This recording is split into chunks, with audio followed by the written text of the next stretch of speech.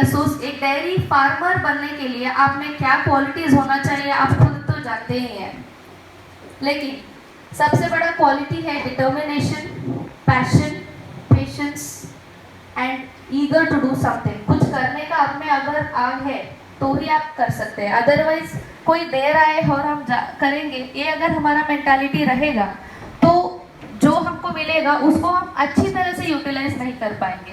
आप भी जानते हैं, मैं भी जानती हूँ। सो डेयरी फार्मिंग के प्रिंसिपल्स क्या है वो हम जानने की कोशिश करेंगे। प्रॉफिटेबल डेयरी जो आपका एस्टैब्लिश होगा वो सिर्फ 3 चीज़ों पे डिपेंडेंट रहेगा। गाय का आपको इज्जत करना चाहिए क्योंकि वही आपका बिजनेस का जरिया है, और सेकेंड थिंग, जो गाय का शेड आपका रहेगा उसको आप जितना हो सके उतना क्लीन रखेंगे, नीट रखेंगे, तभी जाके गाय आपके कंफर्टेबल फील करेंगे। हमारा घर अगर झाड़ू पोछा किया नहीं रहेगा तो हम रहेंगे वहाँ पे नहीं रहे।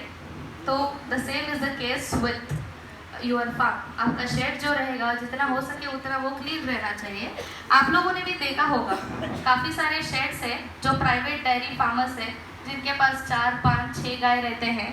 कुछ लोग इतने अच्छे से मेंटेन करके रहेंगे, इसी वजह से उनके गाय का संख्या भी बढ़ती जाती है। कुछ लोग उसको इतना अनऑर्गेनाइज तरीके से रखते हैं कि गाय मरते जाते हैं। The cows are dying. उसका कारण भी है। उसका कारण क्या है हम इसी में जानेंगे। अगर आप वेल प्लान स्ट्रैटेजीज बनाएंगे कि इस फार्म को मैं कैसे मैनेज करूं, उसका अगर आपका प्लानिंग रहेगा तो मैनेज करना आपके लिए मुश्किल नहीं होगा। अगर माइंड में प्लानिंग नहीं है तो कोई भी चीज़ आसान नहीं हो सकता है। गाय के लिए क्या इम्पोर्टेंट है is first thing is nutrition.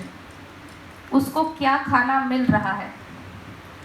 हम आपको खाना सप्लाई कर सकते हैं, हम आके गाय को खिला नहीं पाएंगे। उनको प्रॉपर रेशियो में मिला के खिलाना आपका काम है।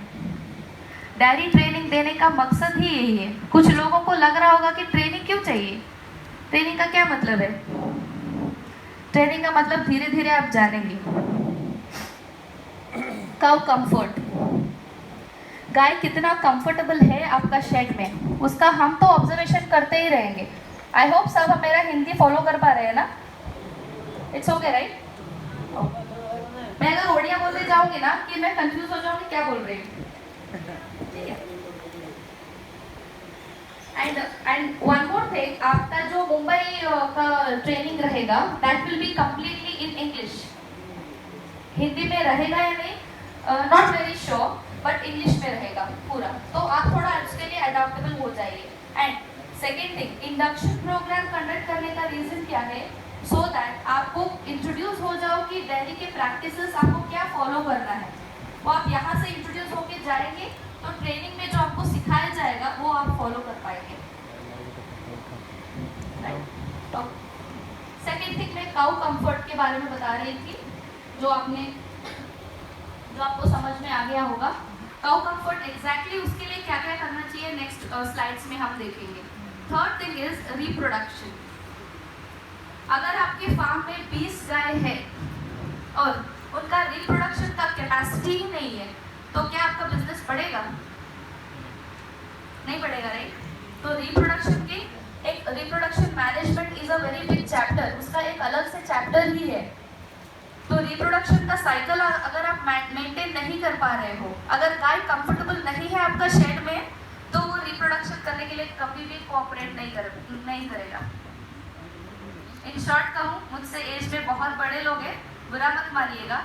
अगर आपकी बीवी खुश है तो आपका घर खुश रहेगा, राइट। सीधी बात है। सेम थिंग, गाय को अगर आप खुश रखेंगे, कंफर्टेबल रखेंगे, गाय का काम क्या है? दूध देना।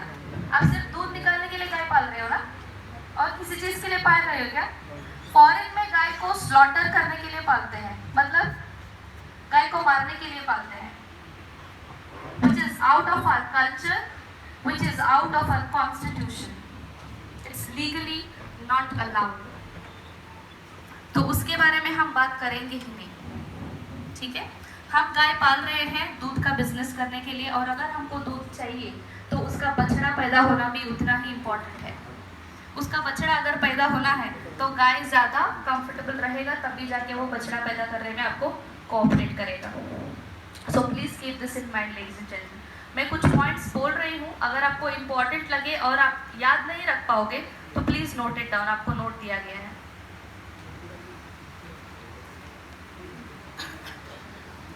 The three fundamental factors that determine the health and productivity of a high potential dairy cow are nutrition, comfort and reproduction. सिर्फ 3 फंडामेंटल ये है पॉइंट्स है। गाय का न्यूट्रिशन फर्स्ट थिंग, गाय का कंफर्ट एंड गाय का रिप्रोडक्शन, ये तीनों चीज़ें आप माइंड में रख लीजिएगा। Cows need to be well fed, maintained in a comfortable environment and bred in a timely fashion in order to express this potential. एक गाय अगर बच्चा पैदा कर चुका है तो उसको मिनिमम 3 से 6 महीने का गैप देना चाहिए। हमको मिल्क प्रोडक्शन ज़्यादा चाहिए, इट डजंट मीन कि 1 महीने के गैप में उसको फिर से ब्रीड किया जाए, इट्स रॉन्ग। नाउ गाय को किस तरीके का एनवायरनमेंट आपको देना चाहिए, ध्यान देके सुनिएगा, हो सके तो ये पॉइंट्स आप नोट कर लीजिए। फैसिलिटीज़, क्या क्या फैसिलिटी आपका शेड में अवेलेबल है, आपका फार्म में अवेलेबल है। सेकेंड थिंग, काउ कंफर्ट, जो मैंने आपको बताया, गाय जितना आराम से रहेगा उतना ही प्रोडक्शन ज़्यादा रहेगा। हीट स्ट्रेस, हम सब ये हॉल में बैठे हैं और हमको गर्मी लग रही है, उस गर्मी को हम सह नहीं पा रहे हैं, तो गाय का जो बॉडी वेट है वो हमसे बहुत गुना ज़्यादा है। तो आप सोचिए उस गाय को कितना स्ट्रेस होता होगा अगर ज़्यादा गर्मी हो तो। हीट स्ट्रेस वो चैप्टर है।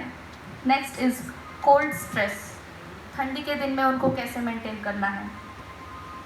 हाइजीन, आप अपने शेड को कितना क्लीनली मेंटेन कर रहे हैं।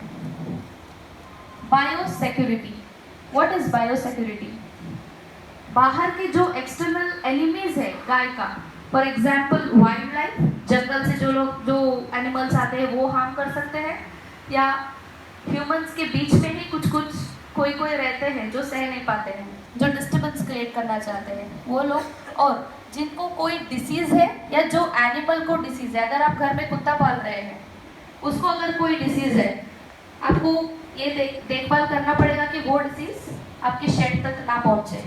तो that is about biosecurity. Next is human food quality.